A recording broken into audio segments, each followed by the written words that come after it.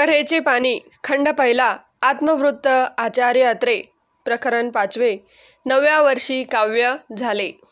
सासवडच्या पंचक्रोशीत आमचे अनेक आप्त पसरले होते म्हणून मागे सांगितले आहे। शाळेत जाण्याच्या वयाची त्यांची जी मुले होती त्यांना सासवड येथे शिक्षणासाठी राहण्याची आमच्या घराखेरीज दुसरी सोय नव्हती। त्यामुळे मला आठवते तेव्हापासून आमच्या घरात 5-6 तरी मुले अभ्यासाला नेहमी राहत असायचीच। त्यांच्या घरून वर्षाकाठी काहीतरी धान्य पाठवले जात असे। त्यामुळे आमचे घर लहानसे असले तरी माणसांनी सारखे गजबजलेले असावयाचे। वयाच्या 5व्या वर्षी मी मराठी शाळेत दाखल झालो। आमची मराठी शाळा ही पेशव्यांच्या ऐतिहासिक वाड्यात भरत असे। अजूनही ती त्याच वाड्यात भरत असते। हा वाडा चांगला ऐसपैस आणि 3 मजली आहे। अद्यापही तो उत्तम स्थितीत आहे। मधल्या चौकाला दगडी फरशी आहे। मी प्रथम ज्या बिगरीच्या वर्गात दाखल झालो तो वर्ग 3ऱ्या मजल्यावर होता। तिथे प्रकाश काही फारसा नसे, त्यामुळे वातावरण अंधुक आणि उदासवाणे होते। सबंध दिवस अतिशय कंटाळवाणा जाई। कधी शाळा सुटते न कधी घरी परत जातो असे होई। दुपारच्या वेळी परवचाची कवायत सुरू होई तेव्हा तर जीव अगदी घायकुतीला येई। घंटा लवकर वाजून शाळा लवकर सुटावी म्हणून त्यावेळी आम्ही मुले एका दैवी उपायाचा अवलंब करीत असू। तो उपाय हा की कपाळाला लावलेले गंध नखांनी खरबडून काढावयाचे नि ते जमिनीचा पोपाडा उकरून त्यात पुरावयाचे। शाळेची घंटा अर्थात ज्या वेळी वाजायची त्याच वेळी वाजे, पण आमची समजूत अशी की आपला तोडगा प्रभावी ठरला म्हणूनच घंटा लवकर वाजली अन शाळा जल्दी सुटली।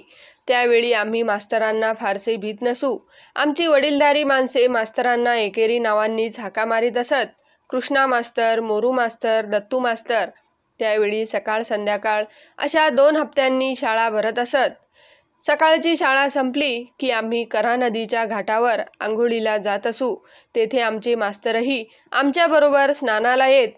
मग तेथे तो चावटपणा नि व्रात्यपणा चाले। त्यात मुले आणि मास्तर बरोबरीनेच भाग घेत असत। त्यामुळे मास्तरांचा आम्हाला फारसा धाक कधी वाटलाच नाही। आमच्या लहानपणचे खेडेगावातील वातावरण अतिशय ग्राम्य असे। शाळेत सुद्धा काही मास्तर मुलांना आईवरून शिव्या देत असत।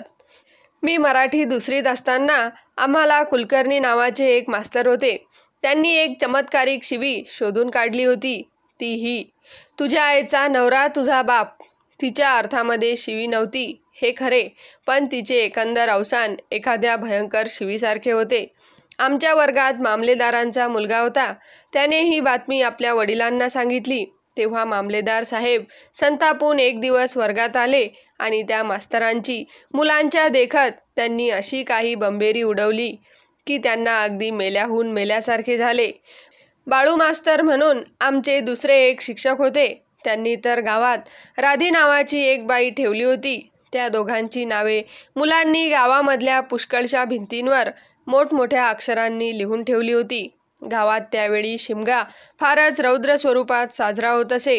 धुळवडीच्या दिवशी सर्वांग चिखलाने माखून, कपाळाला गुलाल फासून, अचकट-विचकट उखाणे आणि शिव्या उच्चारीत आम्ही ब्राह्मण आळीतली मुले एका गाढवाची मिरवणूक गावातून काढीत असू।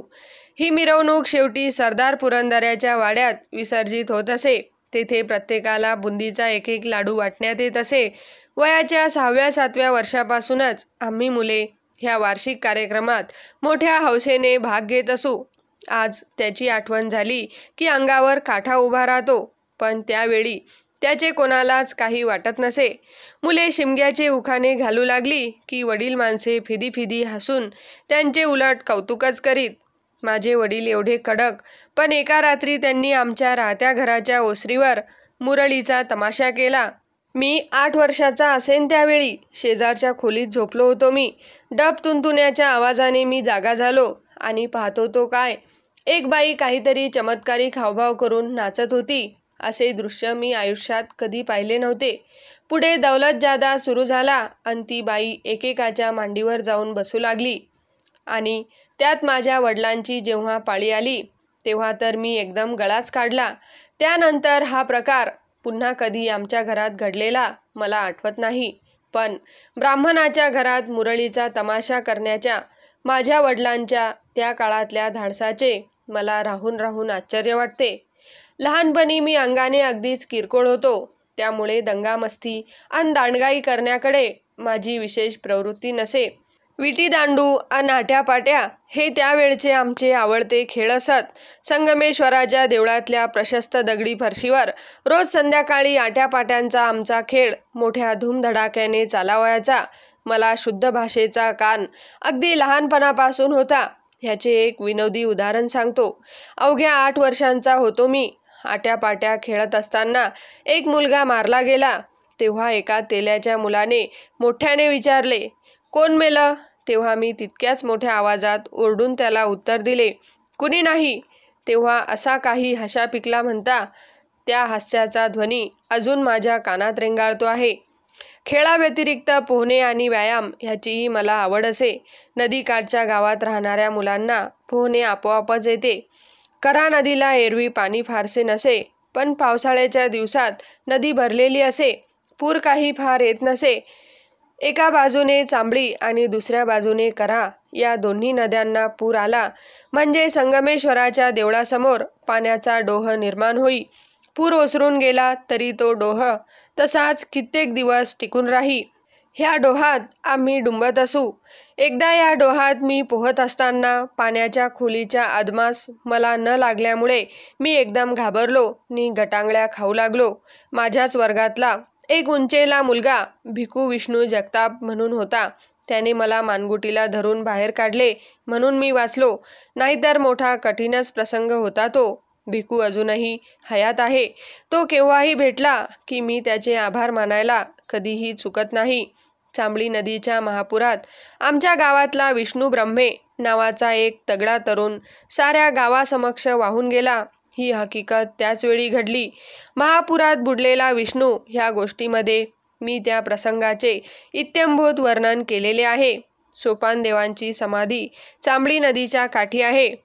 तेथे हत्ती खडक नावाचा एक उंच खडक नदीच्या पात्राच्या मधोमध आहे.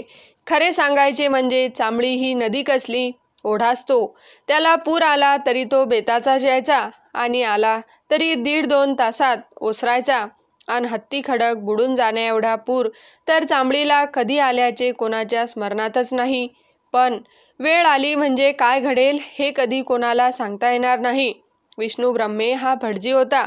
दुपारचा कुणाकडून तरी तो जेवून आला अन जवळच्या शेतात शौचाला जाऊन हातपाय धुत हत्ती खडकावर बसला होता. एवढ्यात वरून पुराचा लोंढा आला. तेव्हा खाली नदीत बायका धुणी धुत बसल्या होत्या. त्यांना त्याने ओरडून पुराचा इशारा दिला. तेव्हा त्या लगोलग पळाल्या. मात्र तो स्वतः खडकावर निर्धास्तपणे बसूनच राहिला. त्याला वाटले नेहमीप्रमाणे थोड्या वेळात पूर ओसरून जाईल. पण कसचे काय अन कसचे काय, त्या दिवशी चांबळीला अक्षरशः महापूरच आला आणि हत्ती खडकाला चोहीकडून पाण्याचा वेढा पडून पाणी खडकावर चढू लागले. ही बातमी साऱ्या गावात पसरली. तेव्हा शेकडो माणसे त्या ठिकाणी धावून आली. चांबळीच्या ऐल तीरावर सबंध सासवड गाव जमा झाले म्हणा ना. पाण्याचा जोर भयंकर आणि काठापासून अंतरही पुष्कळ. त्यामुळे महापुरात सापडलेल्या विष्णूला काठावरून कोणत्याच तऱ्हेची मदत करता येईना. विष्णू हा चांगलाच ताकदवान होता म्हणून छातीपर्यंत पाणी चढले तरी तो तसाच दम धरून उभा राहिला. पण पाणी काही कमी होईना. शेवटी त्याचा धीर सुटला. साऱ्या गावकऱ्यांना तो नमस्कार करीत होता. शेवटी सायंकाळी 7च्या सुमारास पाण्याची एक मोठी लाट त्याच्या डोक्यावरून गेली आणि तो बघता बघता नाहीसा झाला. त्यावेळी लोकांनी जो आक्रोश केला तो अद्यापही माझ्या स्मरणात आहे. असे हृदयद्रावक दृश्य आयुष्यात मी कधी पाहिले नाही. विष्णूचे प्रेत सापडलेच नाही. हत्ती खडकाच्या खाली रांजणडोह नावाचा डोह आहे. तेथे 7 अप्सरांशी लग्न करून तो त्यांच्याबरोबर संसार करीत आहे, अशा दंतकथा पुष्कळ दिवसपर्यंत गावात पसरल्या होत्या. मराठी 2ऱ्या इयत्तेत असताना शाळेचा बक्षीस समारंभ कलेक्टर कारमायकेल यांच्या अध्यक्षतेखाली झाला. त्यावेळी स्वागतपर गीते म्हणणाऱ्या मुलांमध्ये माझा समावेश करण्यात आला. आईकडून गोळगड्याचा वारसा मला मिळालेला होता. स्वागताचे गीत शाळेच्या एका शिक्षकांनी रचलेले होते. ते असे: झाला अतिशय आनंदाची या क्षणी आम्हा, उपकार बहुत हे. कार्मिकेल हे येती इथे संगे घेऊनी आपुल्या कामिनी जणू सौदामिनी. कलेक्टर सपत्नीक आले होते म्हणून पत्नीचा गौरवपर उल्लेख गाण्यामध्ये करण्यात आला होता. दुसऱ्या वर्षी कलेक्टर सेज्विक साहेब आले, पण त्यांना बायको नव्हती, कारण ते अविवाहित होते. पण आमच्या स्वागताच्या गाण्याचा जो एकदा ठोकळा ठरून गेला होता, त्यात नावापलीकडे कसलाही बदल करण्यात आला नव्हता. सेज्विक साहेब येती इथे संगे घेऊनी आपुल्या कामिनी जणू सौदामिनी. ही ओळ जेव्हा साहेब मजकुरांकडे हात करून आम्ही जोरजोराने किंचाळू लागलो, तेव्हा समारंभाला आलेले जाणते लोक गालातल्या गालात हसू लागले. साहेबांना वाटले की आपली ह्या गाण्यात भलतीच प्रशंसा करण्यात आलेली असावी, म्हणून तेही हसून जोराने टाळ्या वाजवू लागले. अर्थात कामिनी शब्दाचा अर्थ आम्हाला ठाऊक नसल्याने त्या प्रसंगी निर्माण झालेल्या विनोदाचा बोध त्यावेळी काही आम्हाला होऊ शकला नाही. गाण्याची मला अगदी लहानपणापासून आवड होती. गावात कीर्तने, भजने, लळिते वारंवार होत, त्यामुळे पुष्कळसे ऐकायला मिळे. माझी एक आत्या ही सासवड गावात भूतकरांकडे दिली होती. त्यांचे रामाचे देऊळ होते. रामनवमीचा उत्सव तेथे 4-5 दिवस चाले. त्यावेळी सांज सकाळ आमचा मुक्काम त्यांच्याकडेच असे. आत्तेचे दीर माधवराव भूतकर म्हणून होते. ते पट्टीचे पखवाजी आणि गाणारे होते. भवानी आई रोडगा वाहीन तुला, ननंदेचे कार्टे किरकिर करते खरुज होऊ दे त्याला. हे गाणे ते इतक्या ठोक्याने आणि तंद्रीने म्हणत की सारा श्रोतृवृंद अक्षरशः डोलावयाला लागे. ह्या गाण्याने माझ्यावर एवढा परिणाम केला की ती चाल गुणगुणत असताना माझी काव्यप्रतिभा एकदम जागी झाली आणि वयाच्या 9व्या वर्षी मी माझी पहिली कविता प्रसवलो.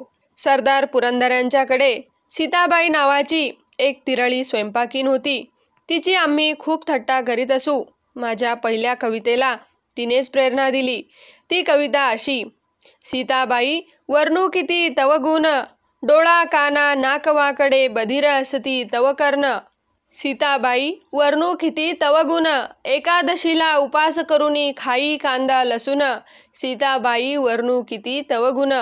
9 वर्षांच्या मुलाने केलेली ही काव्यरचना कौतुकास्पद नाही असे कोण म्हणेल? गावात मी जेथे जाई तेथे माझ्याकडून हे गाणे लोक मुद्दाम म्हणवून घेत असत. माझी पहिली कविता विनोदी व्हावी हाही योगायोग अर्थपूर्ण आहे. माझ्या आजीचे भाऊ हिवरे गावी राहत. त्यांच्या घरी डिसेंबर महिन्यात दत्ताचा उत्सव होई. त्यावेळी आम्ही 4-5 दिवस तेथेच जाऊन राहत असू. या उत्सवात रोज रात्री लळित होई. या लळितात होणाऱ्या निरनिराळ्या नकलांचा नि संभाषणांचा माझ्या मनावर इतका परिणाम झाला की त्यामुळेच नाट्याचे बीज नकळत माझ्या मनात रोवले गेले. मीही तेव्हापासून अशा तऱ्हेच्या नकला करू लागलो आणि काल्पनिक संभाषणे जुळवू लागलो. समाप्त. नवनवीन पुस्तके ऐकण्यासाठी आमच्या चॅनलला सबस्क्राईब, लाईक व शेअर करा आणि तुमच्या काही प्रतिक्रिया असल्यास आम्हाला नक्की कळवा. धन्यवाद. जय हिंद.